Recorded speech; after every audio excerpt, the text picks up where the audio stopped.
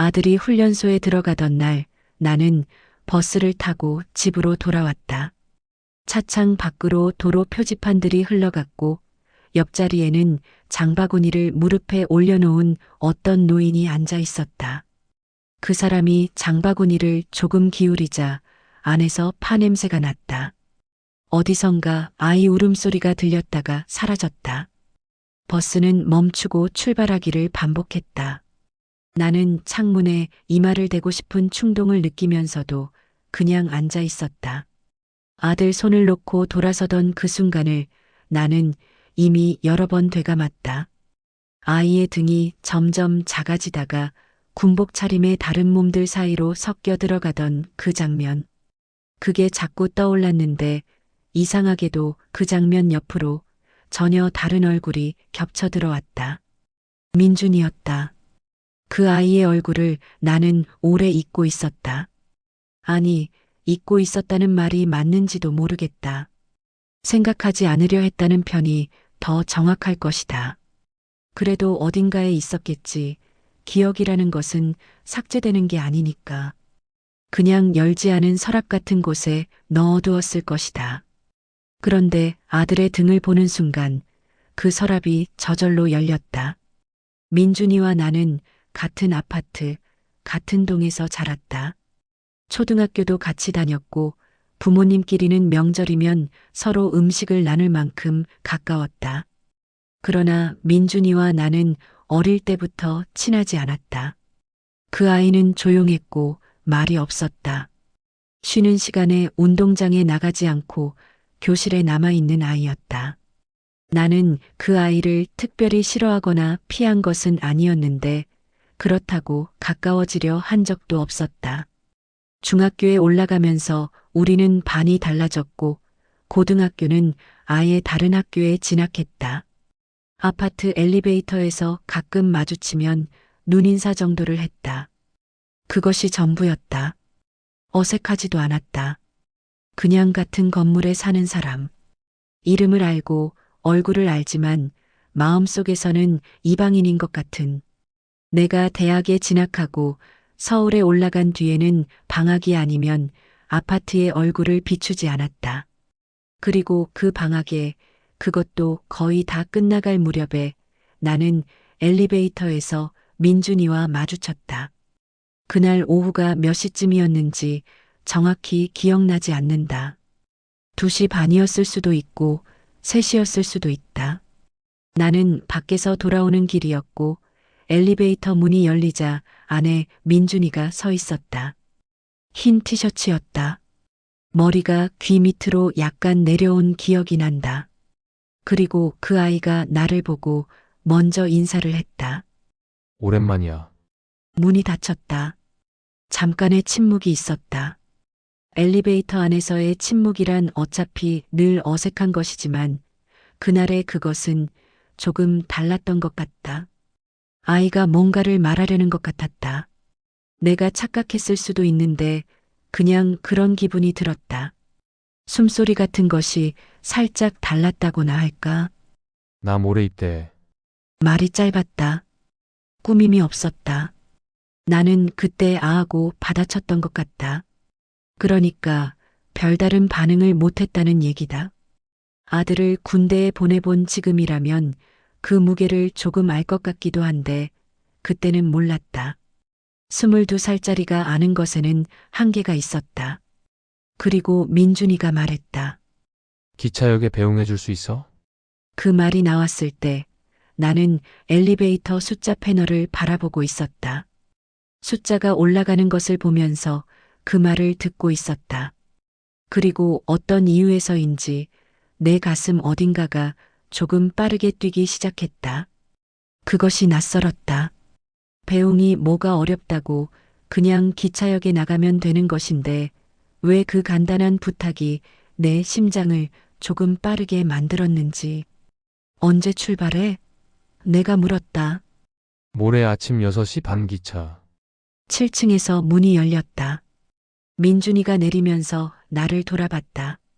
그 눈빛이 뭔가를 기다리는 눈빛이었는지 그냥 평범한 눈빛이었는지 나는 지금도 확실히 알 수 없다. 내가 기억 속에서 그 눈빛을 과장한 것일 수도 있다. 생각해 볼게. 그게 내가 한 말이었다. 문이 닫혔다. 그날 밤 나는 일찍 방에 들어왔다. 딱히 피곤한 것도 아니었는데 일찍 들어와서 침대에 누웠다. 천장을 보다가 옆으로 돌아 누웠다. 핸드폰을 받다가 내려놓았다. 방 안에 시계가 있었는데 오래된 벽시계였다. 그 초침 소리가 그날따라 유난히 또렷했다. 틱, 틱, 틱.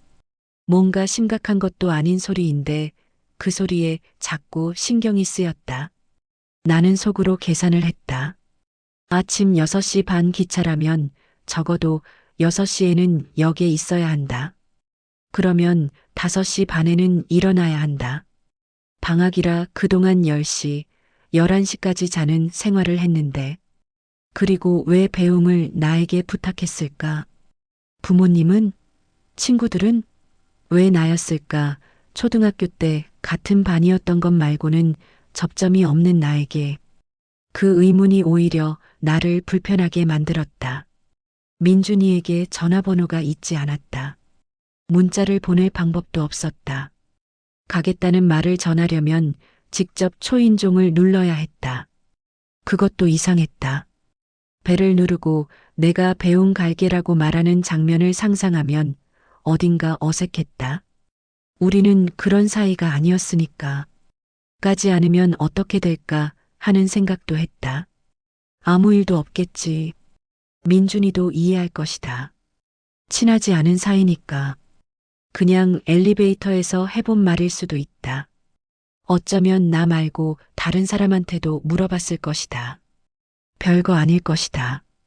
그런데 초침 소리가 계속 났다. 틱, 틱, 틱. 나는 몸을 뒤척이면서 어깨가 이상하게 굳어 있다는 것을 느꼈다. 이유 없이 굳어 있었다. 풀려고 해도 잘 풀리지 않았다. 그리고 이상하게 그것이 민준이와 연결된 것처럼 느껴졌는데 그렇다고 그 감각을 뭐라 설명할 수가 없었다. 그냥 그날 밤 어깨가 굳어 있었고 잠이 잘 오지 않았다. 새벽 1시쯤이었을 것이다. 핸드폰을 집어들고 시간을 확인했다. 가려면 4시간 반 뒤에 일어나야 했다. 그 숫자를 보면서 나는 가지 않기로 결정한 것 같았다. 결정이라는 형식을 취한 것은 아니었다. 그냥 핸드폰을 내려놓고 눈을 감았다. 그것이 결정이었다. 이상한 것은 그 결정을 한 뒤에도 잠이 잘 오지 않았다는 것이다. 다음 날 아침 나는 평소보다 조금 늦게 일어났다.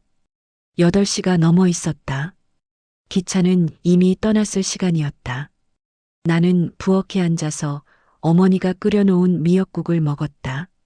어머니는 뭔가 얘기를 하고 있었는데 그 내용이 잘 들어오지 않았다. 창밖으로 빛이 들어오고 있었다. 좋은 날씨였다.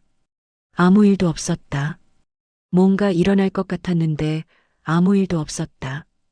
전화가 오거나 민준이 어머니가 올라와서 배를 누르거나 그런 일은 없었다. 그냥 평범한 아침이었다. 미역국에서 김이 났고 어머니는 계속 무언가를 말했고 창밖에는 햇살이 있었다. 나는 그 평온함이 오히려 이상했다. 아무 일도 없다는 사실이 오히려 뭔가 잘못된 것 같은 느낌을 주었다. 논리적으로는 말이 안 된다. 아무 일도 없으면 좋은 것이다. 그런데 그날 아침 너무 조용한 것이 불안했다. 내가 뭔가 잘못 판단한 것이 있는 것 같은 그런 막연한 감각이 미역국을 먹는 내내 옆에 앉아 있었다. 그 감각을 나는 그냥 두었다. 서울에 돌아가는 날까지 그 감각은 조금씩 흐려졌다. 그리고 아파트를 나서는 날 짐을 챙기면서 나는 훈련소에 편지를 써야겠다는 생각을 했다. 뭔가를 해야 할 것 같은 마음이 남아 있었다. 그래서 편지를 썼다. 아주 짧은 편지였다. 훈련 잘 마치고 건강 챙기고 그것뿐이었다. 편지를 보내고 나서 뭔가를 한 것 같은 기분이 들었다. 그리고 그것으로 충분하다고 혼자 생각했던 것 같다. 민준이가 죽었다는 소식을 들은 것은 그로부터 몇 달이 지난 뒤였다. 어머니가 전화로 알려줬다. 나는 서울 고시원방에서 기말고사 준비를 하던 중이었다. 전화를 받고 무슨 말이냐고 다시 물었다. 어머니가 다시 말해줬다. 훈련소에서 스스로. 나는 그 말들을 듣고 있었는데 그것이 현실로 들어오는데 시간이 걸렸다. 전화를 끊고 책상에 앉아 있었다. 방 안이 조용했다. 형광등이 켜져 있었다. 형광등에서 미세한 윙 하는 소리가 났다. 나는 그 소리를 한참 들었다. 그 소리 말고는 아무것도 들리지 않았다. 내가 뭔가 울어야 할 것 같다는 생각을 했다. 그런데 눈물이 나오지 않았다. 그것도 이상했다. 울 수 없다는 것이 내가 그 아이와 가깝지 않았기 때문인지 아니면 너무 놀라서인지 그냥 멍했다. 멍한 상태가 꽤 오래 이어졌다. 그리고 그 멍함 속에서 엘리베이터 장면이 떠올랐다.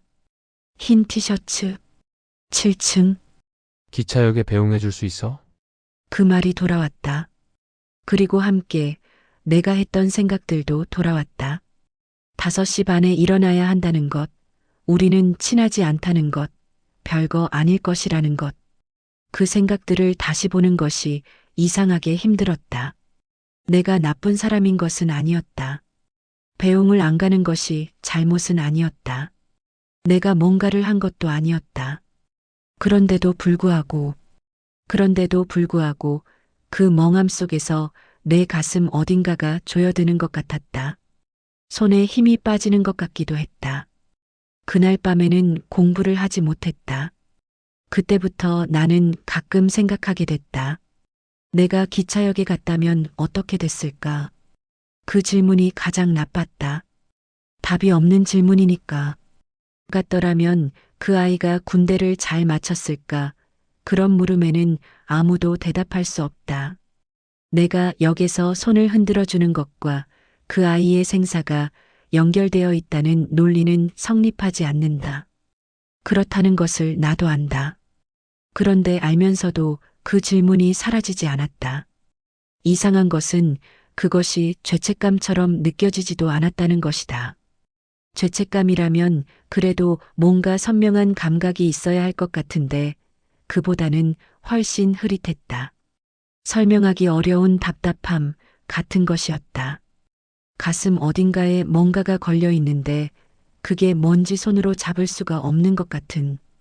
그리고 그것이 사라지지 않고 흐릿하게 오래 남아 있었다. 서울로 돌아와서 기말고사를 봤다. 졸업을 했다. 취업을 했다. 결혼을 했다. 아이를 낳았다. 이사를 했다. 그 아파트를 떠났다. 민준이의 이름을 입에 올릴 일이 거의 없어졌다. 일이 바빴고 생활이 바빴다.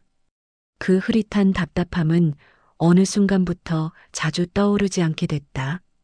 그것이 치유된 것인지 아니면 그냥 묻어두게 된 것인지 나는 모른다. 아들을 군에 보내기 전날 밤 나는 잠이 잘 오지 않았다. 남편은 일찌감치 잠들었고 나는 거실로 나왔다. 불을 켜지 않고 소파에 앉았다. 베란다 너머로 아파트 불빛들이 보였다. 몇 개는 꺼져 있고 몇 개는 켜져 있었다. 어딘가에 밤새 잠 못 이루는 사람이 또 있을 것 같은 생각이 들었다. 내일 아들이 들어가면 5주 뒤에 면회를 갈 수 있다. 그 기간을 계산해 봤다. 5주면 35일.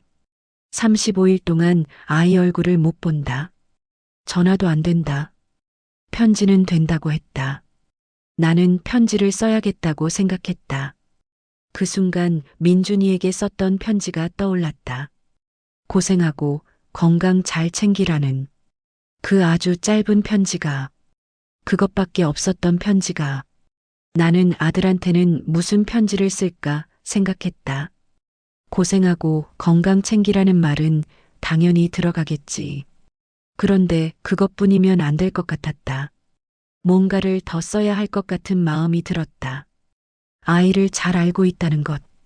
어떤 부분이 힘들지 알고 있다는 것. 그러나 견딜 수 있다고 믿는다는 것. 그런 것들을 그 생각을 하면서 나는 다시 민준이를 떠올렸다. 그 아이에게 누군가 그런 편지를 썼다면 어떠했을까? 그것도 답이 없는 질문이다. 나는 그것을 안다. 알면서도 그 질문이 어두운 거실에 앉아서 나를 찾아왔다. 손이 차가웠다. 거실은 조용했다. 냉장고에서 낮게 윙윙거리는 소리가 났다. 그 소리를 들으면서 나는 한참을 앉아 있었다. 이튿날 아들이 부대 안으로 들어가는 것을 나는 끝까지 지켜봤다. 돌아서지 않았다. 등이 사라질 때까지 서 있었다. 다른 부모들도 그러고 있었다. 울음을 참는 사람들, 이미 우는 사람들, 조용히 손을 흔드는 사람들. 나는 울지 않으려고 했는데 결국 눈물이 났다. 버스를 타고 집으로 돌아오면서 나는 민준이를 오래 생각했다. 그 아이가 기차를 타던 날 아침 역에 사람이 있었는지 없었는지 나는 모른다. 혼자 기차를 탔는지 부모님이 나왔는지 다른 누가 나왔는지 전혀 모른다. 내가 없었다는 것만 안다. 그리고 그 아이가 훈련소 안에서 어떤 시간을 보냈는지도 모른다. 외로웠는지 힘들었는지 아니면 처음에는 괜찮았다가 어느 순간부터 안 괜찮아졌는지 아무것도 모른다. 모른다는 것이 어떨 때는 조금 덜 괴롭다. 어떤 상상도 하지 않을 수 있으니까. 그런데 또 어떨 때는 그 모름 자체가 더 무겁다. 집에 돌아와서 나는 아들에게 쓸 편지지를 꺼냈다. 하얀 편지지였다. 한참 바라봤다. 뭐라 쓸까? 어떻게 시작할까? 펜을 들었다가 내려놓기를 몇 번 했다.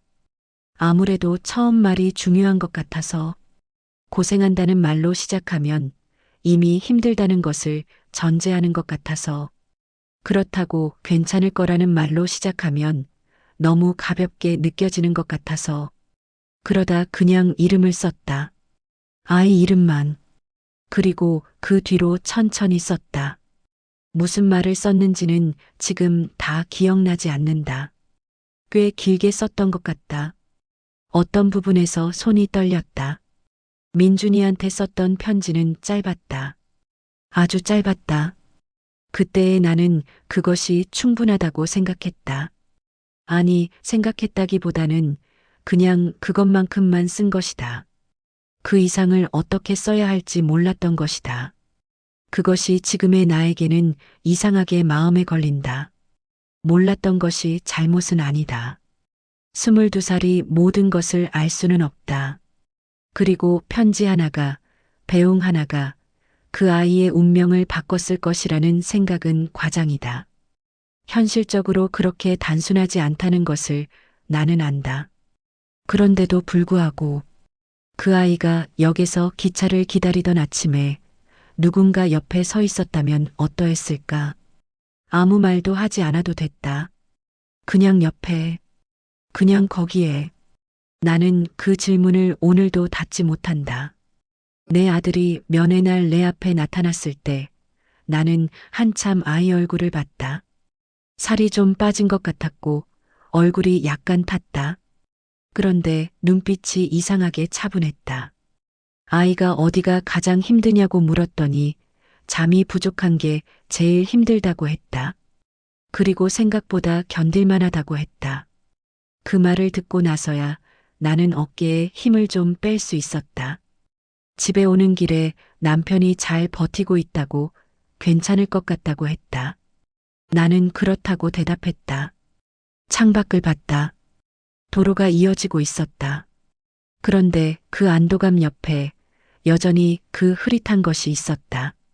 사라지지 않고 이름을 붙일 수 없는 그것이 민준이, 그 아이의 이름. 기차를 타던 날 아침, 흰 티셔츠, 엘리베이터, 7층. 나는 기차역에 가지 않았다. 그 선택이 옳았는지 그렇지 않았는지 나는 지금도 확신하지 못한다. 확신할 수 있는 방법이 없다는 것을 안다. 알면서도 가끔 특히 아이 얼굴을 보고 돌아오는 이런 날에는 그 엘리베이터 문이 닫히던 순간을 다시 떠올리게 된다. 틱, 틱, 틱. 그리고 나는 그 소리 옆에서 오래 앉아 있는다.